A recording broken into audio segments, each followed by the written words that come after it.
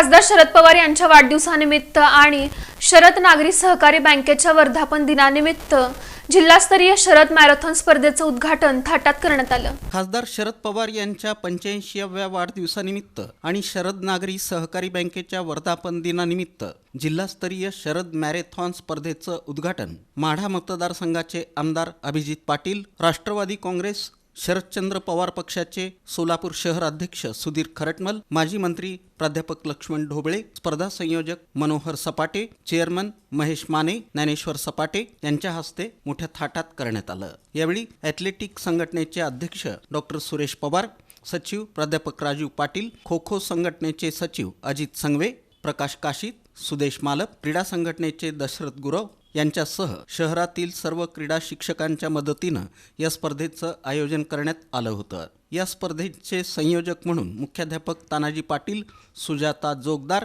जयश्री पाटील, प्राचार्य मधुकर पवार, त्याचबरोबर संतोष गवळी, सचिन गायकवाड, राजाराम शितोळे, मारुती घोडके, नितीन गोरे यांनी काम पाहिलं।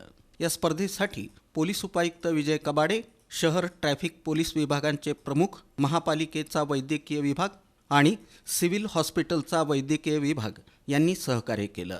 85व्या वर्षी कसं तरुण राहता येतं हे आपल्याला ज्यांच्याकडे बघून आपल्याला शिकायला मिळतं।